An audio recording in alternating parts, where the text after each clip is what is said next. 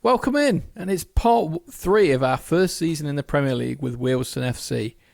And we kick it off with a poor game for us at home against Liverpool. Man sent off and lose 2-0.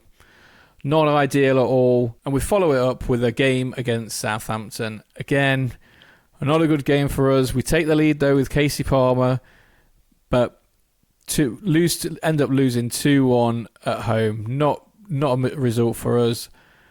Poor goal to really concede that one, and a penalty to seal it for Southampton.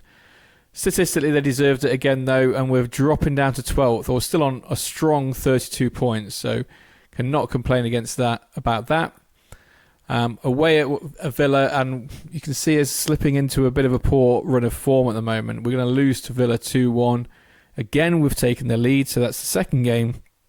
We've taken the lead, gone on to lose 2-1, and the winning goal has been... We have made some transfers in the January transfer window. First of all, we've signed a new centre-back called Matheus Fernandes from Uruguay.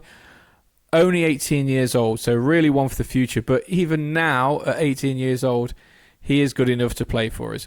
Cost us $4.5 million. What I like to do about buying players in January, especially if you're going to buy young foreigners, is...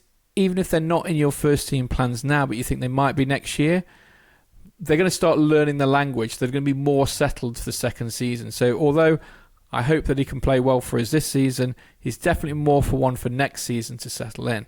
Same goes with Frank Zorko, a left-back we've bought who's Slovenian. He's also 18 years old. He's really just on par with the other left-backs we've got. We've also picked up Daniel Ishun. Now, his contract was running out at the end of the season.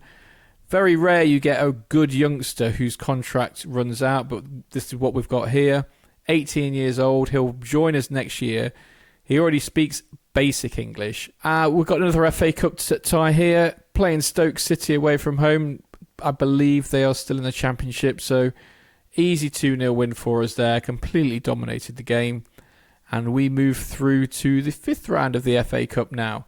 Unfortunately, the draw has taken place and we play Man City away from home as well. So no crazy cup run probably for us unless we do the unthinkable and get a win. Next up, Bournemouth at home.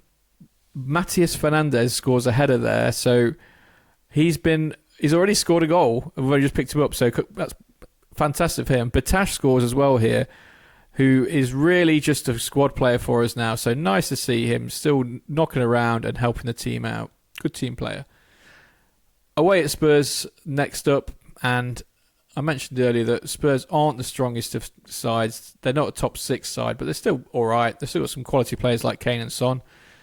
But we get a very late equaliser. I believe we got a very late winner against them last time around. So we love a late goal against Spurs. 1-1 draw on the road, not too bad. Play West Ham here, and they miss a penalty, thankfully. But then Bowen scores from the result. I think, was that a resulting corner or not long afterwards? Doesn't really matter. We go on to win 3-1 here against West Ham. So another good home showing for us. Another win. Lighthow scoring again. Like I said earlier, he looks like he's fitting in well on the left wing. And now we have the FA Cup tie against Man City, in which... no surprises. They do beat us, so they are through to the next round of the FA Cup, and we are out of all cup competitions now. Not really surprising, really, but yeah, they hammered us pretty much.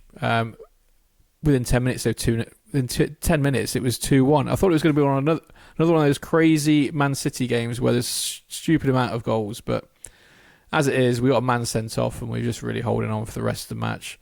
And they wrap it up here, and it's the game ends 3-1. Up next, a visit to Old Trafford.